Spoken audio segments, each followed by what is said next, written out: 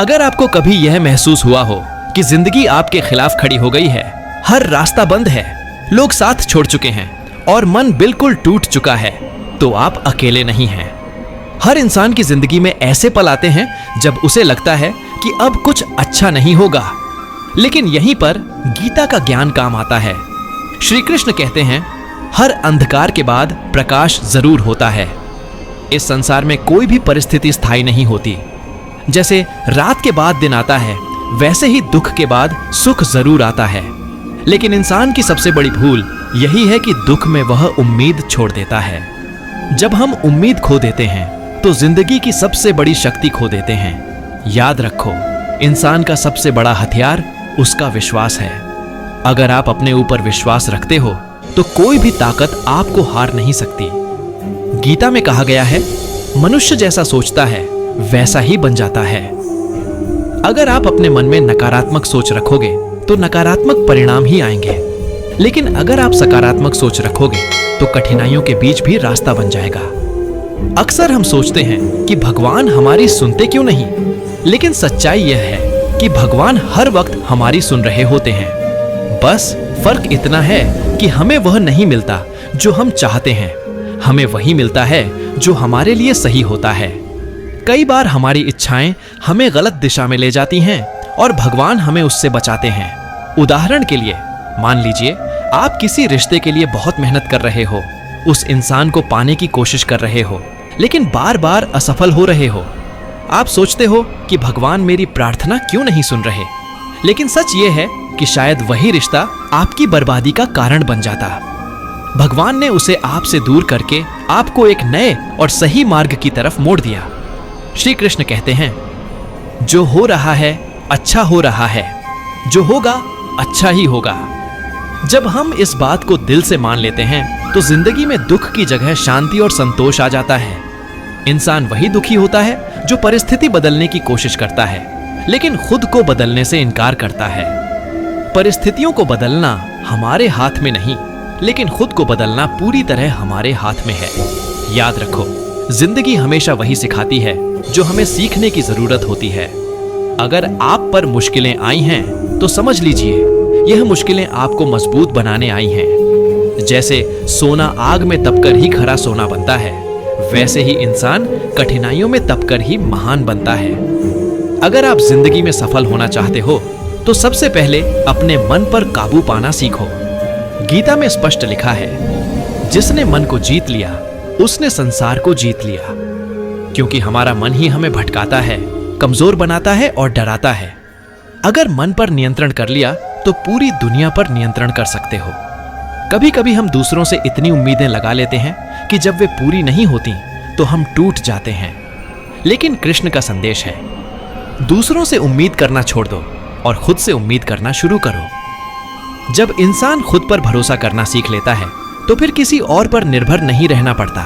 कई बार इंसान सोचता है कि वह अकेला है, उसके पास कोई नहीं है, लेकिन गीता में कहा गया है कि भगवान हमेशा उनके साथ रहते हैं जो सच्चे दिल से उनका स्मरण करते हैं। जब आपको लगे कि दुनिया आपके खिलाफ है तो यह मत भूलो कि एक शक्ति है जो आपको देख रही है, संभाल रही है और सही समय पर आपका मार्गदर्शन कर रही है। श्री कृष्ण ने अर्जुन से कहा था, अर्जुन तू अपना कर्तव्य कर, कर्म करना ही तेरा धर्म है, फल की चिंता मत कर। यही सिद्धांत जीवन का सबसे बड़ा रहस्य है।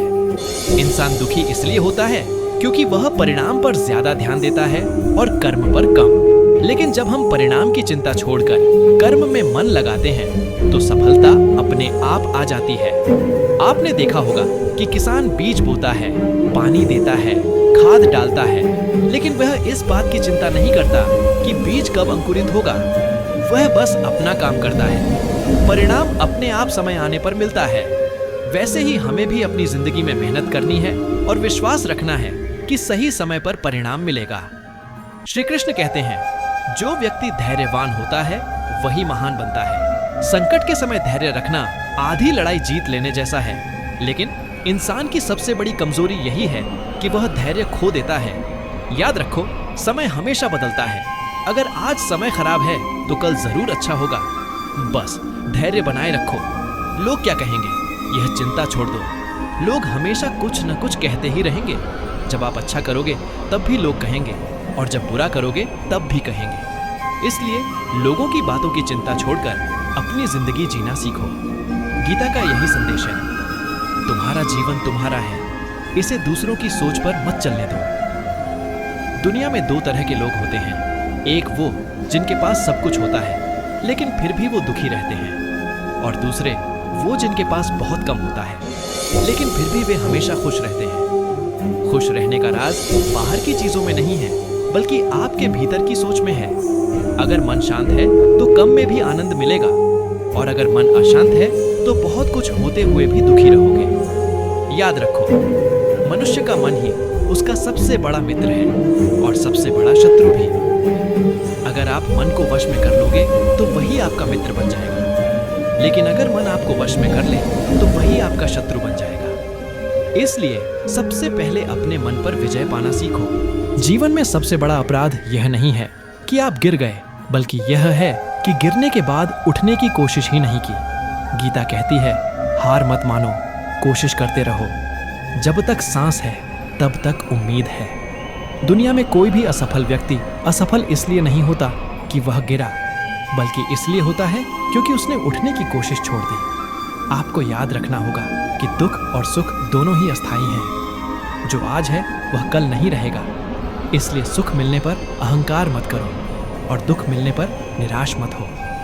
समय बदलता है और साथ ही परिस्थितियां भी बदलती हैं। जीवन की सबसे बड़ी कला है छोड़ना। अगर कोई चीज, कोई इंसान या कोई परिस्थिति आपको बार बार दुख दे रही है तो उसे छोड़ दो, क्योंकि गीता में कहा गया है, मोह ही दुख का कारण है। जितना मोह करोगे उतना ही दुख पाओगे। छोड़ना सीख जाओगे तो मन हल्का हो जाएगा और जिंदगी आसान हो जाएगी। तो दोस्तों, अगर आप चाहते हो कि आपकी जिंदगी सुखमय बने तो 3 बातें हमेशा याद रखो। कर्म करो, धैर्य रखो और उम्मीद मत छोड़ो। यही गीता का सार है। श्री कृष्ण ने गीता में कहा है, क्रोध मनुष्य को नरक की ओर ले जाने वाला द्वार है। क्रोध करते समय इंसान अपनी बुद्धि खो देता है। वह सोच समझकर निर्णय नहीं ले पाता और कई बार अपना ही नुकसान कर बैठता है। इसलिए सबसे पहले अपने क्रोध पर नियंत्रण करना सीखो। गुस्से में लिया गया निर्णय हमेशा गलत होता है। अगर आप जीवन में सफल होना चाहते हो तो अपने गुस्से को काबू में रखो। जब भी गुस्सा आए तुरंत जवाब मत दो। थोड़ा समय लो, शांत हो जाओ और फिर सोच समझकर प्रतिक्रिया दो।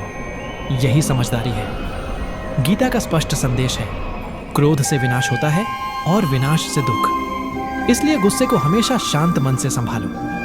इंसान अक्सर शिकायत करता है, मेरे पास समय नहीं है। लेकिन सच ये है कि समय सबके पास बराबर होता है। फर्क सिर्फ इतना है कि कुछ लोग समय का सही उपयोग करते हैं और कुछ लोग उसे बर्बाद कर देते हैं। श्री कृष्ण कहते हैं, समय सबसे बड़ी संपत्ति है, इसे सही जगह निवेश करो। अगर आप समय बर्बाद कर रहे हो तो समझ लो कि आप जीवन बर्बाद कर रहे हो। लेकिन अगर आप समय का सही उपयोग कर रहे हो तो आप निश्चित ही अपने लक्ष्य तक पहुंच जाओगे। याद रखो, जिंदगी का सबसे बड़ा थप्पड़ किसी से की गई उम्मीद मारती है। इसलिए जितना हो सके दूसरों से उम्मीद करना छोड़ दो। उम्मीद हमेशा खुद से करो। जब आप खुद से उम्मीद रखते हो तो आप अपने लक्ष्य की ओर कदम बढ़ाते हो। गीता कहती है, खुद को जानो। अगर आप खुद को पहचान लोगे, अपनी ताकत और कमजोरी को समझ लोगे, तो दुनिया की कोई ताकत आपको रोक नहीं सकती। सबसे बड़ी जीत यही है कि इंसान खुद को पहचान ले। दुनिया की भीड़ हमेशा आसान रास्ते पर चलती है, लेकिन आसान रास्ता हमेशा सही नहीं होता। अगर आप सच में कुछ बड़ा करना चाहते हो तो भीड़ से अलग चलना सीखो। गीता कहती है, अपना मार्ग खुद बनाओ, क्योंकि आपको आपसे बेहतर कोई नहीं जानता। कभी किसी की बुराई मत करो। बुराई करने से केवल नकारात्मकता बढ़ती है, बल्कि हमेशा भलाई करते रहो, क्योंकि भलाई करने वाला कभी खाली हाथ नहीं जाता। भलाई पानी की तरह है जो बहती रहती है और अंत में सागर तक पहुंच जाती है। और याद रखो, हार एक सबक है। हार से मत डरना, क्योंकि हार ही इंसान को मजबूत बनाती है। हर हार से कुछ सीखो और अगली बार बेहतर करो। यही गीता का संदेश है। तो दोस्तों, जिंदगी को आसान बनाना है तो 3 बातों पर अमल करो। 8. क्रोध पर नियंत्रण रखो। 2. समय का सही उपयोग करो। 3. और खुद को जानो। यही सफलता की असली कुंजी है और यही गीता का सार है। अर्जुन ने युद्ध के मैदान में जब अपने रिश्तेदारों, गुरुओं और मित्रों को सामने देखा तो उसका मन विचलित हो गया। उसने सोचा, मैं कैसे अपने ही लोगों पर अस्त्र शस्त्र उठाऊं? यह तो पाप होगा। यही वह क्षण था जब श्री कृष्ण ने उसे गीता का ज्ञान दिया और बताया कि जीवन में सबसे बड़ा धर्म क्या है। श्री कृष्ण ने कहा, अर्जुन, तू केवल अपने कर्तव्य पर ध्यान दे। रिश्तों के मोह में फंसकर धर्म से पीछे मत हट। इस संसार में जो जन्मा है उसका अंत भी निश्चित है। तू सोचकर क्यों दुखी होता है? यह बात हमारे जीवन पर भी लागू होती है। जब हम अपने कर्तव्य से पीछे हटते हैं तो दुख हमें घेर लेता है, लेकिन जब हम अपने कर्तव्य को समझकर उसे निभाते हैं तो शांति मिलती है। याद रखो, मोह ही दुख का कारण है। जितना हम मोह में फंसते हैं उतना ही जीवन कठिन बनता है। रिश्तों, धन, पद और यश के प्रति मोह ही इंसान को अशांत करता है। लेकिन जब हम मोह छोड़ देते हैं और केवल कर्तव्य पर ध्यान देते हैं तो जीवन सरल हो जाता है। उदाहरण के लिए, अगर कोई विद्यार्थी केवल परीक्षा के परिणाम पर ध्यान देगा तो वह तनावग्रस्त हो जाएगा। लेकिन अगर वह पूरे मन से पढ़ाई करेगा और परिणाम की चिंता नहीं करेगा तो उसका मन शांत रहेगा और सफलता अपने आप मिलेगी। श्री कृष्ण ने एक और गहरी बात कही, जिसका जन्म हुआ है उसकी मृत्यु निश्चित है और जिसकी मृत्यु हुई है उसका जन्म भी निश्चित है। यह संसार एक चक्र है, यहाँ किसी का भी साथ स्थायी नहीं है। अगर हम इस सत्य को समझ लें तो मृत्यु का भय भी समाप्त हो जाता है और मोह भी खत्म हो जाता है। मनुष्य दुखी इसलिए होता है क्योंकि वह सोचता है कि सब कुछ उसके नियंत्रण में है। लेकिन सच्चाई यह है कि इस संसार में कुछ भी हमारे नियंत्रण में नहीं है। केवल हमारा कर्म हमारे नियंत्रण में है। यही कारण है कि कृष्ण ने बार बार कहा, कर्म करो, फल की चिंता मत करो। अगर आप अपने कर्तव्य को पूरी निष्ठा से निभाते हो तो परिणाम चाहे जैसा भी हो, आप कभी दुखी नहीं होंगे, क्योंकि आपने अपना धर्म निभा लिया। यही गीता का सबसे बड़ा संदेश है, कर्तव्य निभाओ और फल की चिंता मत करो। तो दोस्तों, अगर आप जीवन में परेशान हो, उलझन में हो या मोह में फंसे हो तो गीता का यह ज्ञान याद रखो। मोह छोड़ो, कर्तव्य निभाओ और परिणाम की चिंता मत करो। यही सच्चा धर्म है। श्री कृष्ण ने अर्जुन से कहा, जिसने इंद्रियों को वश में कर लिया वही सच्चा ज्ञानी है। इंसान का सबसे बड़ा शत्रु उसकी इंद्रियां हैं, आंखें, कान, जीभ, त्वचा और नाक। यही इंद्रियां हमें भटकाती हैं और हमें मोह में फंसा देती हैं। अगर आप सफल होना चाहते हो तो सबसे पहले अपनी इंद्रियों पर नियंत्रण करना सीखो। उदाहरण के लिए, अगर आपकी आंखें दूसरों की चीजों पर लालच करेंगी तो मन अशांत होगा। अगर आपकी जीभ स्वाद के पीछे भागेगी तो स्वास्थ्य बिगड़ेगा। अगर आपके कान हर आलोचना सुनकर विचलित होंगे तो आत्मविश्वास गिर जाएगा। इसलिए जरूरी है कि आप इंद्रियों को काबू में रखो। गीता का यही संदेश है, इंद्रियों पर नियंत्रण ही आत्मा की शक्ति है। जीवन का दूसरा बड़ा सत्य है संतुलन, न तो अधिक मोह न अधिक वैराग्य। श्री कृष्ण ने कहा, जो व्यक्ति खाने पीने, सोने जागने और काम करने में संतुलन रखता है वही सुखी रहता है। आजकल की जिंदगी में लोग या तो बहुत ज्यादा काम करते हैं और स्वास्थ्य बिगाड़ लेते हैं, या फिर काम चोरी करते हैं और सफलता से दूर रह जाते हैं। लेकिन गीता कहती है, मध्य मार्ग अपनाओ। संतुलन ही जीवन की असली कला है। और एक बात, इंसान दुखी इसलिए भी होता है क्योंकि वह हर चीज को अपने अनुसार चाहता है। लेकिन गीता कहती है, जो है उसे स्वीकार करो। जब हम परिस्थितियों को स्वीकार करना सीख जाते हैं तो दुख खत्म हो जाता है। उदाहरण के लिए, अगर बारिश हो रही है और आपको धूप चाहिए तो आपका दुखी होना स्वाभाविक है। लेकिन अगर आप बारिश को स्वीकार कर लेते हो और सोचते हो कि यह भी जरूरी है तो मन शांत हो जाता है। तो दोस्तों, अगर आप चाहते हो कि आपका जीवन सुखमय बने तो 3 बातें हमेशा याद रखो। 1, इंद्रियों पर नियंत्रण रखो। 2, जीवन में संतुलन बनाए रखो। 3, और परिस्थितियों को स्वीकार करना सीखो। यही गीता का सच्चा मार्ग है। श्री कृष्ण ने गीता में एक और गहरी बात कही, जो हुआ वह अच्छा हुआ, जो हो रहा है वह अच्छा हो रहा है, और जो होगा वह भी अच्छा ही होगा। लेकिन हम इंसान अक्सर सोचते हैं, काश ऐसा होता, काश वैसा ना होता। यही सोच हमें दुखी करती है। जब हम अतीत में उलझे रहते हैं या भविष्य की चिंता करते हैं तो वर्तमान खो देते हैं, और वर्तमान ही सबसे बड़ी शक्ति है। सोचो जरा, सूरज कभी यह नहीं सोचता कि कल उसने कितनी गर्मी दी थी या कल कितनी देगा। वह हर दिन केवल अपना काम करता है, रोशनी देना। वैसे ही हमें भी अतीत और भविष्य की चिंता छोड़कर वर्तमान में जीना चाहिए। अतीत बदल नहीं सकता और भविष्य हमारे हाथ में नहीं है, लेकिन वर्तमान हमारे पास है। अगर हम वर्तमान को अच्छे से जीते हैं तो भविष्य अपने आप अच्छा हो जाएगा। गीता का यही संदेश है, वर्तमान में जियो। कई बार लोग कहते हैं मेरी किस्मत खराब है, लेकिन सच्चाई यह है कि किस्मत भी उसी की बदलती है जो कर्म करता है।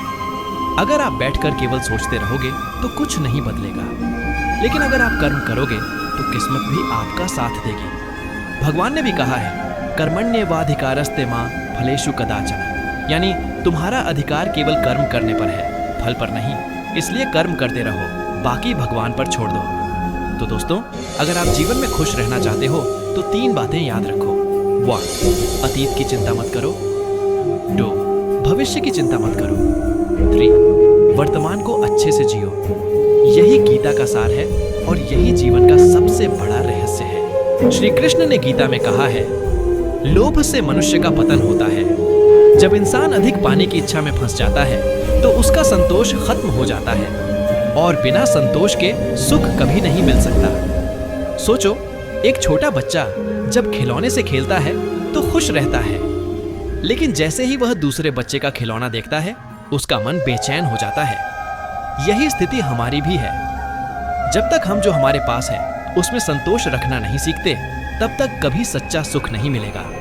गीता का स्पष्ट संदेश है, संतोष सबसे बड़ी संपत्ति है। जो संतोषी है वही अमीर है, और जो असंतुष्ट है वह गरीब है, चाहे उसके पास कितना भी धन क्यों ना हो। आज की दुनिया में लोग दौड़ते ही जा रहे हैं, ज्यादा पैसा, ज्यादा शोहरत, ज्यादा चीजें, लेकिन अंत में उन्हें केवल खालीपन मिलता है, क्योंकि इंसान जितना पाता है उतना ही और पाने की इच्छा करता है। यह इच्छा कभी खत्म नहीं होती। इसलिए कृष्ण कहते हैं, आवश्यकता पूरी करो लेकिन लालच मत करो।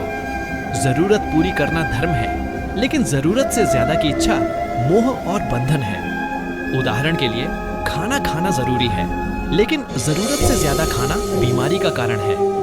पैसा कमाना जरूरी है, लेकिन जरूरत से ज्यादा पाने की इच्छा ही तनाव और अपराध का कारण है। जीवन का सबसे बड़ा सुख संतोष में है। अगर आप जो आपके पास है उसमें खुश रहना सीख जाओ तो दुनिया की कोई ताकत आपको दुखी नहीं कर सकती। और एक गहरी बात, संतोष का मतलब यह नहीं है कि आप प्रगति करना छोड़ दो। संतोष का मतलब है कि आप जो है उसमें आभारी रहो, और जो पाना है उसके लिए ईमानदारी से प्रयास करो। तो दोस्तों, अगर आप जीवन में सुखी रहना चाहते हो तो गीता की यह शिक्षा याद रखो, लोभ छोड़ो और संतोष अपनाओ, यही सच्चा सुख है। श्री कृष्ण ने कहा, आत्मा न कभी जन्म लेती है और न कभी मरती है। आत्मा शाश्वत है, शरीर नष्ट होता है, लेकिन आत्मा अमर रहती है। यही कारण है कि मृत्यु से डरना मूर्खता है। जब हम समझ जाते हैं कि मृत्यु अंत नहीं है बल्कि एक नई शुरुआत है, तब जीवन का भय खत्म हो जाता है। इंसान दुखी इसलिए होता है क्योंकि वह सोचता है कि मृत्यु सब कुछ छीन लेगी, लेकिन सच्चाई यह है कि मृत्यु केवल शरीर को छीनती है, आत्मा तो हमेशा जीवित रहती है। सोचो, जैसे इंसान पुराने कपड़े बदलता है, वैसे ही आत्मा नया शरीर धारण करती है। कपड़े बदलने से इंसान का अस्तित्व खत्म नहीं होता, वैसे ही शरीर बदलने से आत्मा का अस्तित्व खत्म नहीं होता। अगर आप इस सत्य को दिल से मान लोगे तो जीवन में किसी भी नुकसान या मृत्यु का दुख कम हो जाएगा, क्योंकि आप समझ जाओगे कि आत्मा अमर है। गीता कहती है, ज्ञानी व्यक्ति न जन्म से दुखी होता है न मृत्यु से, क्योंकि वह जानता है कि आत्मा शाश्वत है। यह शिक्षा हमें जीवन जीने का साहस देती है। जब हमें मृत्यु का डर नहीं रहता, तब हम पूरी स्वतंत्रता से जी सकते हैं। तब हमें हर पल का महत्व समझ आता है। तो दोस्तों, गीता का यह ज्ञान याद रखो, आत्मा न जन्म लेती है न मरती है, वह सदा अमर है। जब यह समझ आ जाएगी तो मृत्यु का भय भी खत्म हो जाएगा।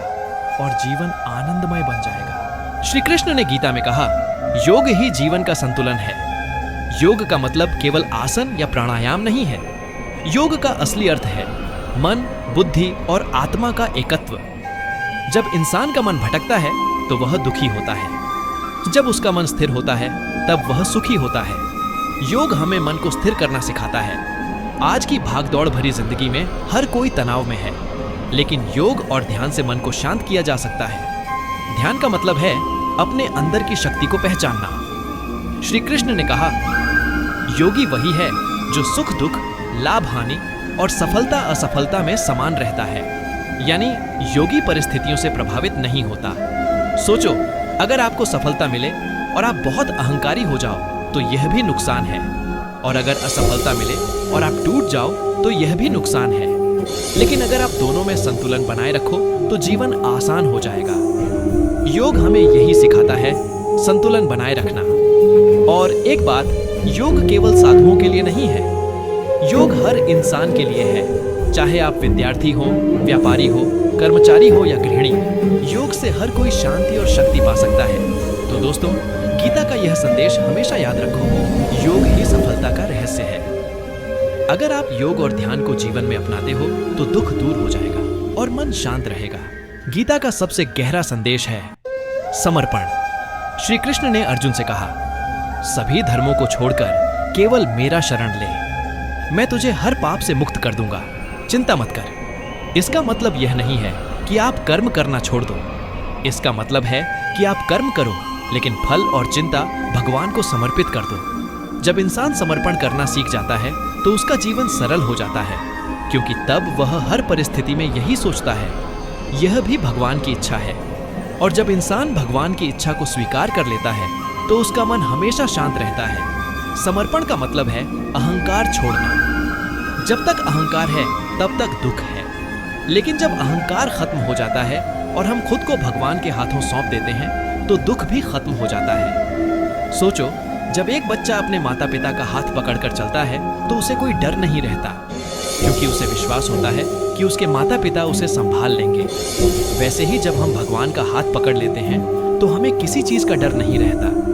तो दोस्तों, गीता का अंतिम संदेश यही है, कर्म करो लेकिन समर्पण के साथ। अगर आप यह समझ लोगे तो जीवन का हर दुख, हर परेशानी और हर उलझन मिट जाएगी, क्योंकि तब आप जान जाओगे कि भगवान हमेशा आपके साथ है और आपको वही देंगे जो आपके लिए सबसे अच्छा है। यही गीता का सार है, यही जीवन का रहस्य है, और यही वह ज्ञान है जो हर इंसान को चाहिए। कल्पना कीजिए, जीवन के किसी मोड़ पर आप खड़े हैं। सामने कई रास्ते हैं, लेकिन समझ नहीं आ रहा कि कौन सा रास्ता सही है। मन उलझा हुआ है, दिल डर रहा है और दिमाग सवालों से भरा है। बिल्कुल वैसी ही स्थिति में अर्जुन खड़े थे जब महाभारत का युद्ध आरंभ होने वाला था। चारों ओर अपने अपने रिश्तेदार, गुरु और मित्र खड़े थे और सामने कर्तव्य का आह्वान। ऐसे समय में भगवान श्री कृष्ण ने उन्हें जो मार्गदर्शन दिया, वही आज हमारे लिए जीवन का सबसे बड़ा सहारा बन सकता है। श्रीमद् भगवद गीता सिर्फ एक ग्रंथ नहीं है, बल्कि यह जीवन जीने की कला है। इसमें हमें बताया गया है कि कैसे परिस्थितियां हो, चाहे कितनी भी कठिन क्यों ना हो, हमें अपने कर्म से पीछे नहीं हटना चाहिए। कृष्ण ने अर्जुन से कहा था कि जो हुआ वह अच्छा हुआ, जो हो रहा है वह अच्छा हो रहा है, जो होगा वह भी अच्छा होगा। यही वाक्य हमें यह सिखाता है कि बीते हुए समय पर पछताना व्यर्थ है, आने वाले समय की चिंता करना भी व्यर्थ है। हमारा असली कर्तव्य है वर्तमान में जीना और अपना कार्य पूरी निष्ठा से करना। हम जब जीवन में असफलताओं से गुजरते हैं तो अक्सर निराश हो जाते हैं, लेकिन गीता का एक एक विचार हमें याद दिलाता है कि असफलता केवल हमारी सोच है। वास्तव में वह एक नया अवसर है कुछ और सीखने का। जैसे अर्जुन को अपने कर्तव्य का स्मरण कराते हुए कृष्ण ने कहा था, तुम्हारा अधिकार सिर्फ कर्म करने पर है, फल की चिंता करने पर नहीं। यही विचार हमें जीवन में हर दिन प्रेरणा देता है। अगर हम फल की चिंता छोड़कर केवल कर्म पर ध्यान केंद्रित करें तो जीवन से तनाव और डर दोनों समाप्त हो जाएंगे। गीता हमें आत्मबल और आत्मविश्वास का मार्ग दिखाती है। यह हमें समझाती है कि जीवन में जो भी परिस्थिति आती है वह हमें तोड़ने के लिए नहीं आती, बल्कि हमें मजबूत बनाने के लिए आती है। हर कठिनाई एक शिक्षक है, हर समस्या एक अवसर है, और हर संघर्ष हमारे अंदर की शक्ति को जगाने का साधन है। यही कारण है कि कृष्ण का संदेश सिर्फ अर्जुन के लिए नहीं था, बल्कि हर इंसान के लिए है। आज के समय में जब हम दौड़ते भागते जीवन में उलझ जाते हैं, छोटी छोटी बातों पर तनाव लेने लगते हैं, दूसरों की तुलना करने लगते हैं, तब गीता हमें याद दिलाती है कि हमारी असली पहचान हमारे भीतर है। सुख दुख, हार जीत, लाभ हानि, ये सब क्षणिक हैं। असली शांति तब मिलती है जब हम अपने भीतर झांकते हैं और अपने कर्तव्य को समझते हैं। तो जब भी जीवन आपको उलझा दे, जब भी मन में द्वंद्व हो, जब भी सही गलत का फर्क समझ ना आए, तब याद कीजिए अर्जुन की वह स्थिति और कृष्ण की वाणी। क्योंकि गीता का हर शब्द हमें यह सिखाता है कि सच्ची ताकत बाहर नहीं, बल्कि हमारे अंदर है। और जब हम अपने अंदर के उस साहस को पहचान लेते हैं, तब कोई भी चुनौती हमारे सामने टिक नहीं सकती। युद्ध भूमि पर अर्जुन का मन बार बार डगमगाता रहा। वह अपने प्रियजनों को देखकर सोचने लगा कि अगर ये सब युद्ध में मारे जाएंगे तो उसका क्या लाभ होगा। यही सवाल अक्सर हमारी जिंदगी में भी उठता है।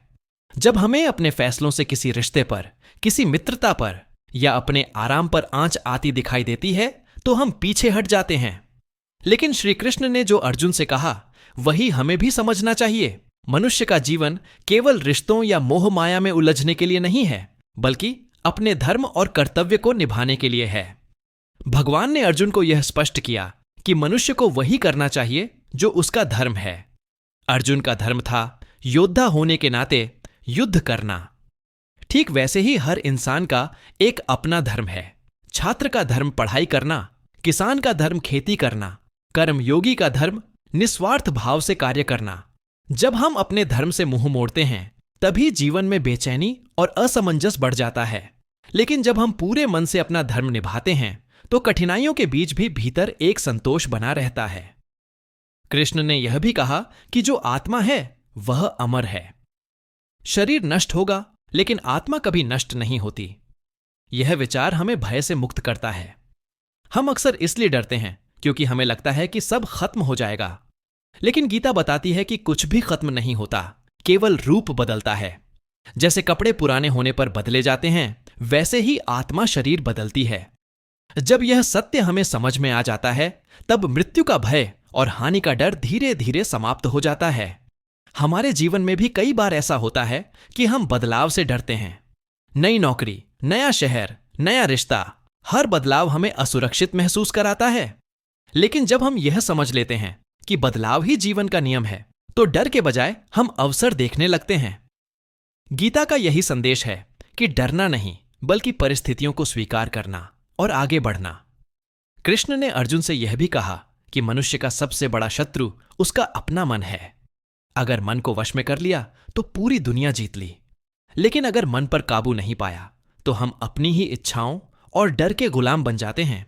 इसलिए गीता में बार बार ध्यान, एकाग्रता और संयम की महत्ता बताई गई है। आज की भागदौड़ भरी जिंदगी में यही सबसे बड़ी चुनौती है। हमारा मन लगातार बिखरा रहता है, कभी फोन में, कभी सोशल मीडिया में, कभी भविष्य की चिंता में, कभी अतीत की यादों में। लेकिन अगर हम थोड़ी देर भी मन को शांत करके अपने काम पर ध्यान केंद्रित करना सीख जाएं, तो हमारी कार्यक्षमता कई गुना बढ़ सकती है। यह केवल अध्यात्म की बात नहीं है, बल्कि जीवन का व्यावहारिक सत्य है। श्रीमद् भगवद गीता हमें यह नहीं कहती कि संसार छोड़कर जंगलों में जाओ, बल्कि यह सिखाती है कि संसार में रहकर भी कैसे शांति और संतुलन बनाए रखा जाए। यह सिखाती है कि हर परिस्थिति में अपने मन को स्थिर कैसे रखा जाए। चाहे सफलता मिले या असफलता, लाभ हो या हानि, हमें अपने कर्म से विचलित नहीं होना चाहिए। तो जब भी आपको लगे कि रिश्तों, मोह माया या भय के कारण आप अपने धर्म और कर्तव्य से पीछे हट रहे हैं, तब याद कीजिए कृष्ण का संदेश, आत्मा अमर है, कर्म करना ही धर्म है और मन पर विजय ही सबसे बड़ी विजय है। जो व्यक्ति इस मार्ग को समझ लेता है, उसके लिए जीवन की हर परिस्थिति एक साधना बन जाती है। अर्जुन का मन अब भी अशांत था। उसने कृष्ण से कहा, भले ही आत्मा अमर है, लेकिन क्या मैं अपने गुरु, अपने भाई, अपने बंधुओं को मारने का पाप अपने ऊपर ले लूं? क्या यह उचित होगा? यही दुविधा हम सबके जीवन में आती है। जब हमें लगता है कि हमारा निर्णय किसी को दुख देगा, तो हम सही और गलत के बीच उलझ जाते हैं। लेकिन भगवान श्री कृष्ण ने एक गहरा उत्तर दिया। यह शरीर और संबंध सब अस्थायी हैं, केवल आत्मा शाश्वत है, और आत्मा का कर्तव्य है धर्म का पालन करना। धर्म केवल किसी रिश्ते को निभाने का नाम नहीं है, बल्कि सच्चाई और न्याय की रक्षा करना भी धर्म ही है। अगर हम गहराई से सोचें तो जीवन के बहुत से फैसले ऐसे होते हैं जहां हमें अपने दिल के मोह और अपने कर्तव्य के बीच चुनाव करना पड़ता है। उदाहरण के लिए, एक डॉक्टर का कर्तव्य है अपने मरीज का इलाज करना, चाहे वह उसका दुश्मन ही क्यों ना हो। एक न्यायाधीश का धर्म है न्याय करना, चाहे सामने उसका कोई अपना ही क्यों ना हो। गीता हमें यही सिखाती है कि कर्तव्य का आधार मोह माया नहीं, बल्कि धर्म होना चाहिए। कृष्ण ने अर्जुन को यह भी बताया कि जो जन्म लेता है उसकी मृत्यु निश्चित है, और जो मरता है उसका पुनर्जन्म भी निश्चित है। तो फिर मृत्यु का शोक क्यों? जिस तरह हम रोज रात को सोते हैं और सुबह एक नया दिन शुरू होता है, उसी तरह मृत्यु केवल एक नींद है और अगला जीवन उसका अगला सवेरा। अगर यह बात हमें सच में समझ आ जाए तो जीवन में किसी भी हानि से हम टूटेंगे नहीं, बल्कि और मजबूत होंगे। हम देख सकते हैं कि यह शिक्षा कितनी व्यावहारिक है। जब हमें किसी रिश्ते का अंत, नौकरी का नुकसान या कोई बड़ी असफलता मिलती है तो हम सोचते हैं कि सब खत्म हो गया। लेकिन गीता कहती है कि कुछ भी खत्म नहीं होता, केवल नया अध्याय शुरू होता है।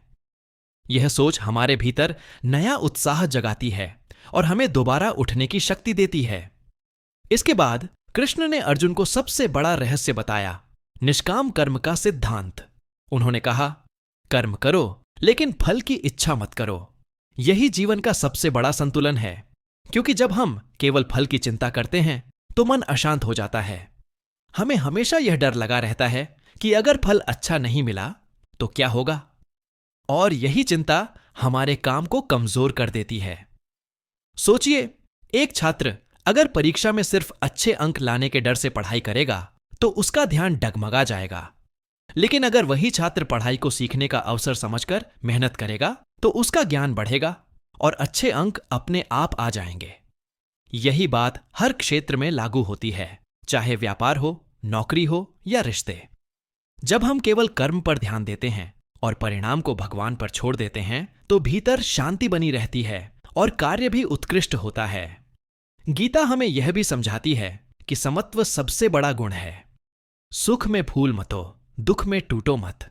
लाभ हो तो गर्व मत करो, हानि हो तो निराश मत हो। अगर हम हर परिस्थिति को समान दृष्टि से देखना सीख लें तो जीवन बहुत आसान हो जाता है, क्योंकि हमारे दुख और तनाव का कारण परिस्थितियां नहीं, बल्कि हमारी प्रतिक्रियाएं होती हैं। अगर प्रतिक्रिया बदल जाए तो जीवन भी बदल जाएगा। कृष्ण ने अर्जुन को बताया कि सच्चा योगी वही है जो परिस्थितियों में डगमगाए नहीं। योग केवल आसन और ध्यान नहीं है, बल्कि मन को संतुलित रखना ही असली योग है। जब हम भीतर स्थिर हो जाते हैं तो बाहर का तूफान हमें हिला नहीं पाता। इस शिक्षा का एक व्यावहारिक रूप यह है कि हमें रोज थोड़ा समय अपने मन को शांत करने में लगाना चाहिए। ध्यान करना, गहरी सांस लेना, प्रकृति के बीच समय बिताना, ये सब हमारे मन को स्थिर करते हैं। और जब मन स्थिर होता है तो निर्णय भी सही होते हैं, कार्य भी श्रेष्ठ होते हैं और जीवन भी संतुलित हो जाता है। तो अर्जुन की तरह अगर कभी आप भी किसी फैसले में उलझें, किसी भय से ग्रस्त हों या किसी मोह के कारण कर्तव्य से पीछे हटना चाहें, तो याद रखिए, कृष्ण का संदेश आत्मा अमर है, मृत्यु केवल परिवर्तन है और निष्काम कर्म ही जीवन का असली धर्म है।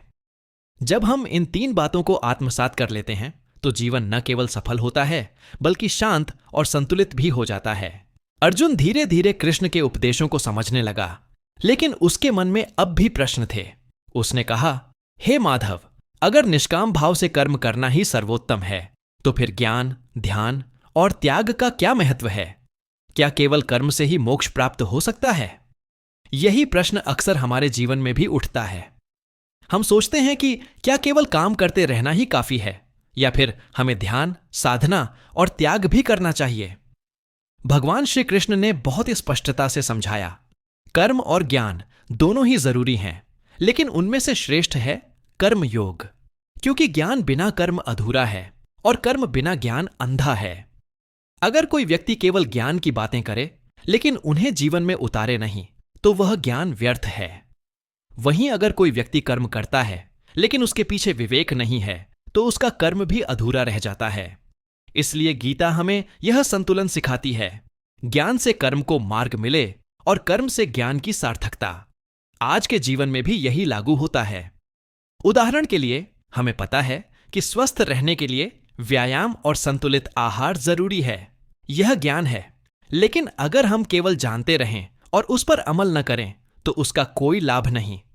दूसरी ओर, अगर हम बिना समझे किसी भी तरीके से व्यायाम करते जाएं, तो नुकसान भी हो सकता है।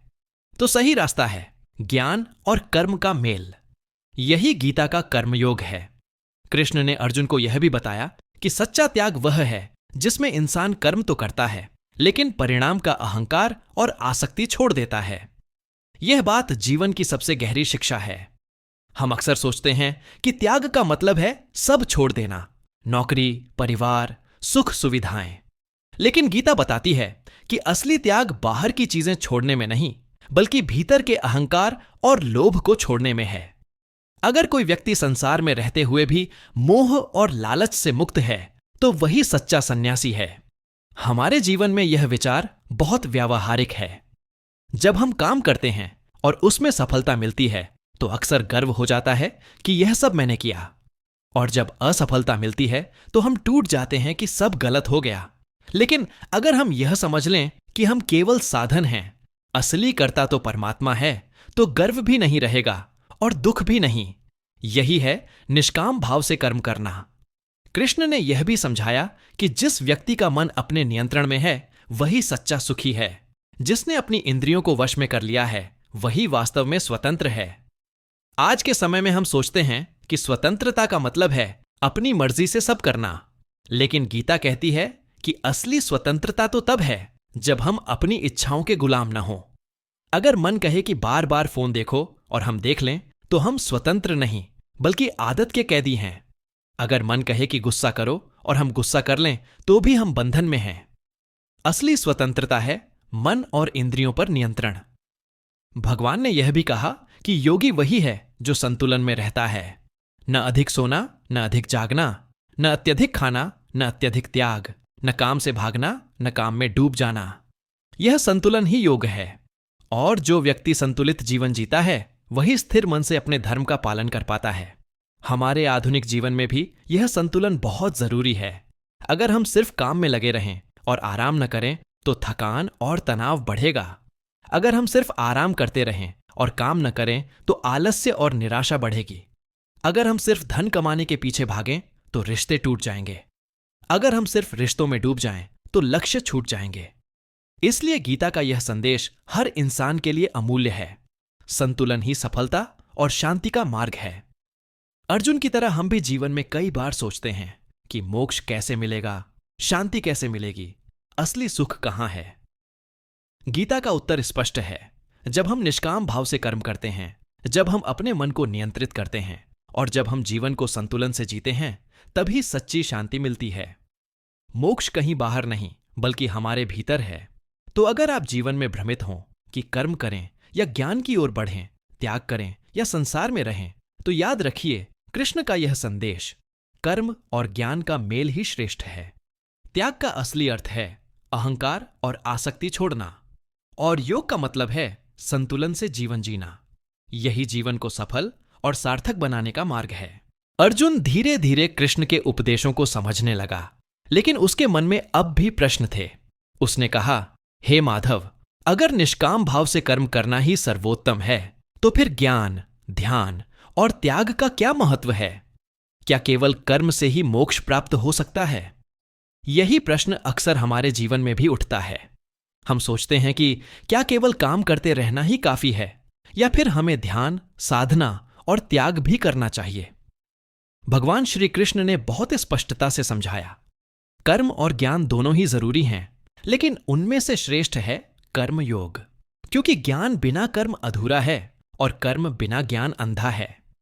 अगर कोई व्यक्ति केवल ज्ञान की बातें करे लेकिन उन्हें जीवन में उतारे नहीं, तो वह ज्ञान व्यर्थ है। वहीं अगर कोई व्यक्ति कर्म करता है लेकिन उसके पीछे विवेक नहीं है, तो उसका कर्म भी अधूरा रह जाता है। इसीलिए गीता हमें यह संतुलन सिखाती है, ज्ञान से कर्म को मार्ग मिले और कर्म से ज्ञान की सार्थकता। आज के जीवन में भी यही लागू होता है। उदाहरण के लिए हमें पता है कि स्वस्थ रहने के लिए व्यायाम और संतुलित आहार जरूरी है, यह ज्ञान है। लेकिन अगर हम केवल जानते रहें और उस पर अमल न करें तो उसका कोई लाभ नहीं।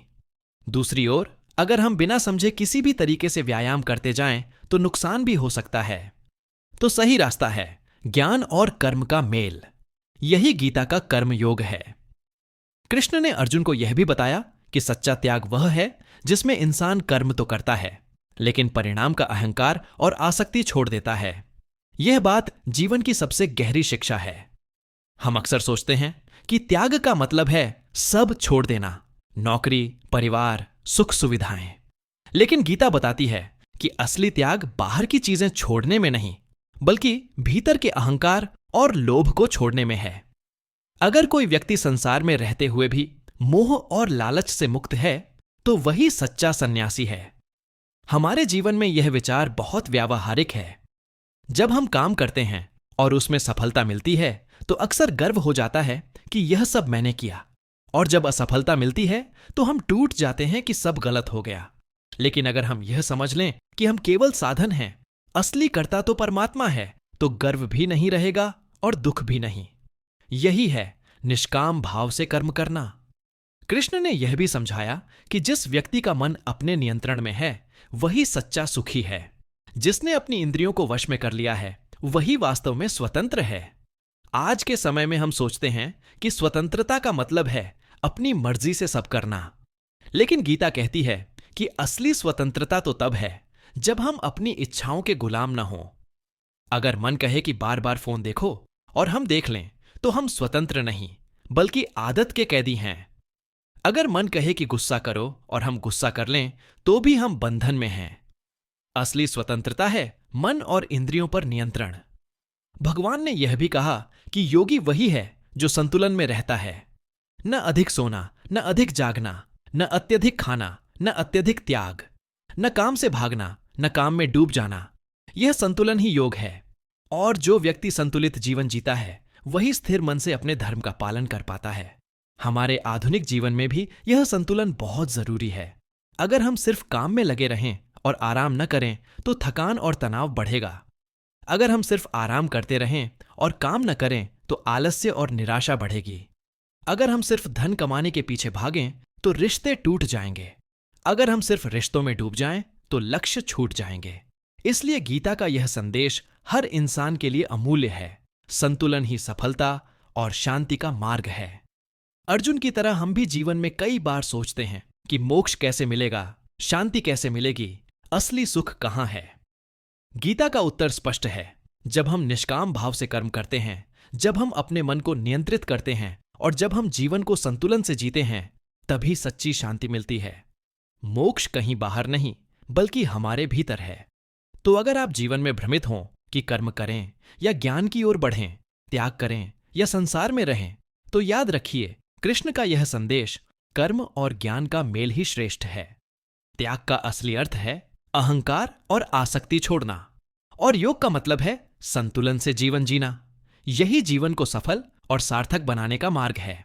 कृष्ण के उपदेश धीरे धीरे अर्जुन के भीतर प्रवेश कर रहे थे, लेकिन वह अब भी सोच में था।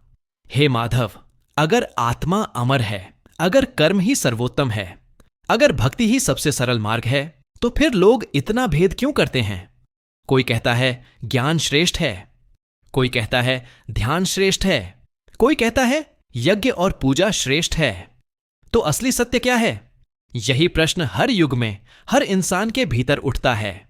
कोई विज्ञान की ओर भागता है, कोई भक्ति की ओर, कोई सेवा में तो कोई तपस्या में।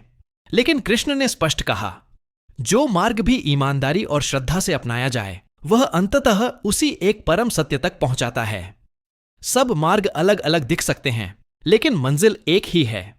कृष्ण ने कहा, कुछ लोग ज्ञान से भगवान को पाते हैं, कुछ लोग ध्यान से, कुछ लोग यज्ञ और दान से, और कुछ लोग सच्ची भक्ति से। लेकिन जो मुझे पूरे विश्वास और प्रेम से याद करता है, मैं उसी को सहजता से प्राप्त होता हूं। यह बात गीता का सबसे मधुर संदेश है। क्योंकि इसमें किसी प्रकार का बंधन नहीं है। भगवान तक पहुंचने के लिए न कोई जाति चाहिए, न कोई स्थिति, न कोई विशेष साधन। बस एक सच्चा मन और समर्पण चाहिए। अगर हम अपने जीवन में देखें तो यह शिक्षा बहुत सरल है। जब हम अपने काम को ईमानदारी से करते हैं, वह भी पूजा है। जब हम दूसरों की सेवा करते हैं, वह भी भक्ति है। जब हम अपने मन को शांत करते हैं और भीतर की आवाज सुनते हैं, वह भी ध्यान है। और जब हम अपने ज्ञान को किसी की भलाई में लगाते हैं, वह भी योग है। यानी कि जीवन का हर कार्य भगवान की ओर ले जा सकता है अगर हम उसे सही दृष्टि से करें। कृष्ण ने यह भी कहा, जो भी तुम खाते हो, जो भी दान करते हो, जो भी तपस्या करते हो, सब मुझे अर्पित करो। इसका अर्थ यह है कि जीवन के हर काम में ईश्वर का भाव रखो। अगर हम रोटी खाते समय भी यह सोचें कि यह ईश्वर का प्रसाद है, तो भोजन साधना बन जाएगा। अगर हम काम करते समय सोचें कि यह भगवान को अर्पित है, तो काम पूजा बन जाएगा। और जब जीवन का हर पल भगवान को अर्पित हो जाए, तो जीवन से बेचैनी और डर मिट जाएंगे। यह शिक्षा बहुत व्यावहारिक है, क्योंकि जब हम किसी काम को केवल अपने लिए करते हैं, तो उसमें स्वार्थ और अहंकार आ जाता है। लेकिन जब हम वही काम भगवान को समर्पित भाव से करते हैं, तो मन हल्का हो जाता है। सफलता मिले तो गर्व नहीं होता, असफलता मिले तो दुख नहीं होता। यही है भक्ति का रहस्य। कृष्ण ने अर्जुन को यह भी समझाया कि भगवान सबके भीतर हैं।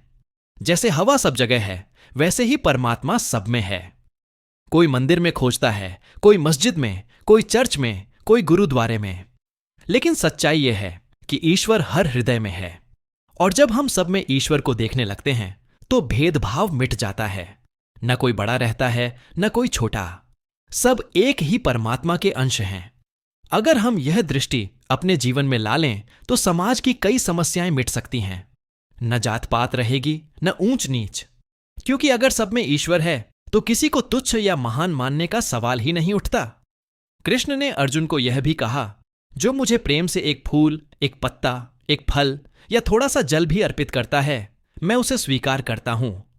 इसका गहरा अर्थ है कि भगवान को बाहरी भेंट नहीं चाहिए, उन्हें तो केवल प्रेम चाहिए। धन दौलत, बड़े आयोजन। कृष्ण ने अब अर्जुन को जीवन के एक और गहरे सत्य की ओर ले जाया। उन्होंने कहा, इस संसार की हर चीज परिवर्तनशील है। सुख दुख, हानि लाभ, जन्म मृत्यु, सम्मान अपमान, ये सब आते जाते रहते हैं। लेकिन जो मनुष्य इन सब से ऊपर उठकर अपने भीतर स्थिर रहता है, वही वास्तव में ज्ञानी है। अर्जुन ने पूछा, हे माधव, यह कैसे संभव है? इंसान जब दुख में हो तो दुखी ना हो, और जब सुख में हो तो प्रसन्न भी ना हो। यह तो बहुत कठिन बात लगती है। तब कृष्ण मुस्कुराए और बोले, कठिन अवश्य है, लेकिन असंभव नहीं। जब इंसान यह समझ लेता है कि यह सब अस्थायी है, तभी वह उनसे परे हो पाता है। सोचिए, जैसे मौसम बदलता है, कभी गर्मी, कभी बरसात, कभी ठंड। कोई भी मौसम हमेशा नहीं रहता। ठीक वैसे ही जीवन के हालात भी बदलते रहते हैं। अगर हम जानते हैं कि बरसात के बाद धूप निकलेगी, तो हम बरसात से घबराते नहीं। उसी तरह अगर हमें विश्वास हो जाए कि दुख अस्थायी है और सुख भी स्थायी नहीं, तो हमारा मन संतुलित रह सकता है। यही गीता का समत्व योग है। कृष्ण ने आगे कहा, जो व्यक्ति इच्छाओं से मुक्त हो जाता है, वही सबसे सुखी होता है, क्योंकि इच्छाएं ही दुख का कारण हैं। जब कोई इच्छा पूरी हो जाती है, तो थोड़ी देर खुशी मिलती है, और जब पूरी नहीं होती तो दुख। लेकिन जिसने यह समझ लिया कि सच्चा आनंद भीतर है, बाहर की चीजों में नहीं, वही वास्तव में स्वतंत्र है। आज की जिंदगी में यह शिक्षा बहुत जरूरी है। हम लगातार नई नई इच्छाओं के पीछे भागते हैं। नई गाड़ी, नया घर, नया फोन, और जब यह सब मिल भी जाता है तो खुशी थोड़ी देर की होती है। फिर मन नई चीज की ओर भागने लगता है। यह कभी न खत्म होने वाली दौड़ है। गीता कहती है, इच्छाओं पर नियंत्रण ही असली संपत्ति है। कृष्ण ने अर्जुन को यह भी बताया कि जो इंसान अपने कर्मों को ईश्वर को अर्पित कर देता है, उसका मन सबसे हल्का हो जाता है, क्योंकि तब उसे चिंता नहीं रहती कि क्या होगा। सोचिए, जब कोई बच्चा अपने पिता का हाथ पकड़कर चलता है, तो उसे रास्ते का डर नहीं रहता। उसी तरह जब हम कृष्ण ने अब अर्जुन को उस रहस्य की ओर ले जाया, जिसे सुनकर उसका हृदय विस्मय और श्रद्धा से भर गया। उन्होंने कहा, अर्जुन, यह सारा जगत मेरा ही विस्तार है। सूर्य का तेज, चांद की शीतलता, अग्नि की ज्वाला, जल की तृप्ति, पृथ्वी की सुगंध सब मुझसे ही प्रकट हुआ है। मैं ही सबका मूल हूं और सब अंततः मुझ में ही लीन हो जाते हैं। अर्जुन आश्चर्यचकित होकर बोला, हे माधव, क्या वास्तव में आप ही सब कुछ हैं? तब कृष्ण ने उत्तर दिया, हां पार्थ, मैं ही बीज हूं हर जीव का। मैं ही हूं जीवन की शक्ति। मैं ही हूं हर प्राणी के हृदय में बैठा साक्षी। लोग जिसे अलग अलग नामों से पुकारते हैं, वास्तव में वह सब मैं ही हूं। कोई मुझे विज्ञान से खोजता है, कोई भक्ति से, कोई सेवा से, लेकिन सब मुझे ही पाते हैं। फिर कृष्ण ने अर्जुन को अपना विराट रूप दिखाने की बात कही। उन्होंने कहा, अगर तुम देखना चाहो तो देखो मेरा विराट स्वरूप, जिसमें पूरे ब्रह्मांड समाये हुए हैं। सूर्य चंद्र, ग्रह नक्षत्र, देवता असुर, ऋषि मुनि सब मेरे ही अंग हैं। मेरे भीतर जन्म और मृत्यु दोनों हैं। मैं ही सृष्टि का आरंभ हूं और मैं ही उसका अंत। अर्जुन ने जब वह विराट रूप देखा तो वह स्तब्ध रह गया। उसने देखा कि असंख्य मुख और नेत्र, असंख्य रूप और भुजाएं सब दिशाओं में फैले हुए हैं। अग्नि सा तेज, समुद्र सा विस्तार, और उसी विराट रूप में उसने युद्ध भूमि के सारे योद्धाओं को प्रवेश करते देखा, मानो सब पहले से ही उसी परमात्मा की योजना के अनुसार चल रहे हों। यह दृश्य अर्जुन के लिए भय और आश्चर्य दोनों का कारण बना। उसने कहा, हे भगवान, मैं देख रहा हूं कि सब योद्धा आपके मुख में प्रवेश कर रहे हैं, जैसे कीड़े अग्नि में गिरते हैं। तो क्या सबका अंत पहले से ही निश्चित है? तब कृष्ण ने कहा, हां अर्जुन, यह सब पहले ही हो चुका है। तू केवल साधन बनकर युद्ध कर, विजय तुझे अवश्य मिलेगी। यह शिक्षा गीता का एक अत्यंत गहरा संदेश है। हमें यह समझना चाहिए कि हम केवल साधन हैं, असली कर्ता परमात्मा है। हम जो भी करते हैं उसमें हमारी भूमिका कर्म करने की है, लेकिन परिणाम पहले से ही ईश्वर की योजना में तय है। जब यह समझ आ जाए तो चिंता और भय मिट जाते हैं। सोचिए, कितनी बार हम किसी काम को शुरू करने से पहले ही डर जाते हैं, क्या होगा, सफल होंगे या असफल। लेकिन गीता कहती है, परिणाम की चिंता मत करो, बस कर्म करो, क्योंकि परिणाम तुम्हारे बस में नहीं है, केवल प्रयास तुम्हारे हाथ में है। कृष्ण का विराट रूप यह भी दिखाता है कि जीवन और मृत्यु, सृजन और विनाश सब एक ही शक्ति का हिस्सा हैं। हम मृत्यु को अंत मानते हैं, लेकिन वह भी ईश्वर के विराट स्वरूप का ही एक अंश है। जब यह समझ आ जाए तो मृत्यु का भय मिट। कृष्ण ने अब अर्जुन को भक्ति के महत्व के बारे में बताया। उन्होंने कहा, अर्जुन, कर्म और ज्ञान अपने स्थान पर बहुत महान हैं, लेकिन यदि इन सब के साथ भक्ति न हो तो जीवन अधूरा है। केवल भक्ति ही है जो मनुष्य को मेरे सच्चे स्वरूप तक पहुंचाती है। भक्ति का अर्थ केवल पूजा पाठ या अनुष्ठान करना नहीं है। भक्ति का सच्चा अर्थ है अपने मन, वचन और कर्म से मुझे याद करना, मुझ पर विश्वास करना और अपने हर कार्य को मुझे अर्पित करना। जब इंसान ऐसा करता है तो उसका जीवन हल्का हो जाता है, क्योंकि अब वह अकेला नहीं चलता। उसे हर कदम पर अनुभव होता है कि भगवान उसके साथ हैं। कृष्ण ने अर्जुन से कहा, जो मुझे प्रेम से एक पत्ता, एक फूल, एक फल या जल भी अर्पित करता है, मैं उसे स्वीकार कर लेता हूं। मुझे बाहरी भव्यता की आवश्यकता नहीं, मुझे केवल प्रेम चाहिए। यही भक्ति का सार है। सोचिए, जब एक छोटा बच्चा अपने पिता को एक छोटा सा फूल तोड़कर देता है तो पिता उस फूल के मूल्य को नहीं देखता, बल्कि उस मासूम प्रेम को देखता है। वैसे ही भगवान भी हमारे कर्मों के बाहरी रूप को नहीं, बल्कि उसमें छिपे भाव को देखते हैं। अगर भाव सच्चा है तो छोटा सा कार्य भी भक्ति बन जाता है। कृष्ण ने यह भी कहा कि सच्चा भक्त वह है जो सब में भगवान को देखता है और सबके साथ समान भाव रखता है। वह किसी से घृणा नहीं करता, किसी से ईर्ष्या नहीं करता। वह विनम्र होता है, क्षमाशील होता है और दूसरों के दुख को अपना दुख मानता है। ऐसा भक्त सच्चे अर्थों में मेरे हृदय का प्रिय होता है। अर्जुन ने पूछा, हे माधव, क्या यह संभव है कि साधारण मनुष्य भी ऐसा भक्त बन सके? तब कृष्ण ने कहा, हां, चाहे वह कितना भी पापी क्यों ना हो, अगर वह सच्चे मन से मेरी शरण लेता है तो मैं उसे पवित्र कर देता हूं। भक्ति का द्वार सबके लिए खुला है, अमीर गरीब, ज्ञानी अज्ञानी, स्त्री पुरुष, कोई भी हो। जो प्रेम से याद करता है वह मेरा प्रिय बन जाता है। यह शिक्षा हमें यह समझाती है कि भक्ति किसी विशेष वर्ग तक सीमित नहीं है, यह हर किसी के लिए है। हमें बड़े बड़े कर्मकांड करने की जरूरत नहीं, बल्कि सच्चे मन से प्रेम और श्रद्धा ही पर्याप्त है। कृष्ण ने अर्जुन को यह भी समझाया कि जो भक्त हमेशा भगवान को याद करता है उसे जीवन की उलझनें नहीं तोड़ पाती, क्योंकि उसका सहारा ईश्वर होता है। जब संसार उसे धोखा देता है तब भी ईश्वर उसके साथ खड़े रहते हैं। जब दुनिया उसे गिरा देती है तब भी भगवान उसे थाम लेते हैं। आज के समय में भी यह शिक्षा बहुत महत्वपूर्ण है। हम अक्सर जीवन की कठिनाइयों में अकेलापन महसूस करते हैं, लेकिन अगर हम भगवान पर विश्वास करें और उन्हें हर समय याद करें तो हमें लगेगा कि कोई अदृश्य शक्ति हमेशा हमारा मार्गदर्शन कर रही है।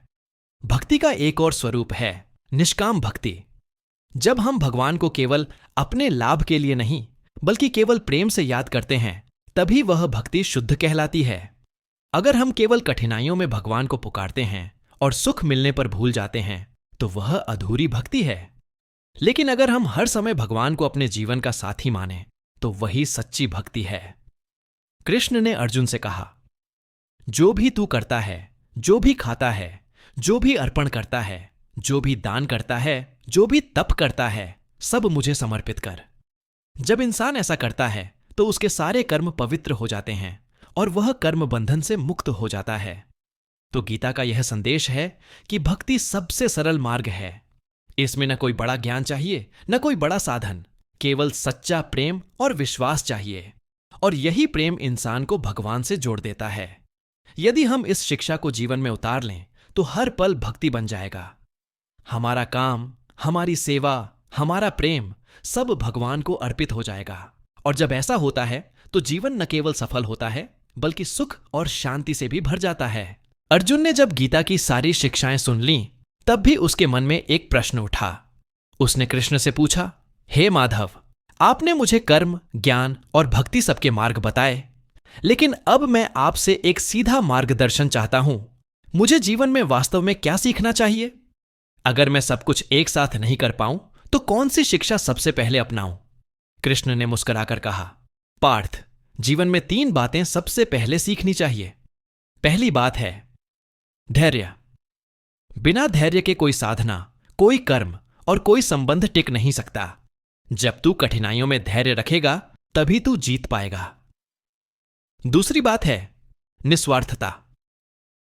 जब तक इंसान हर काम में केवल अपना ही लाभ देखता है तब तक उसका मन अशांत रहता है, लेकिन जैसे ही वह दूसरों के लिए जीना सीख लेता है उसके भीतर करुणा और संतोष भर जाते हैं। और तीसरी बात है ईश्वर पर विश्वास। अगर यह विश्वास नहीं होगा तो जीवन का हर संघर्ष बोझ लगेगा, लेकिन जब तू हर हाल में यह मान लेगा कि भगवान तेरे साथ हैं तो तू कभी अकेला नहीं महसूस करेगा।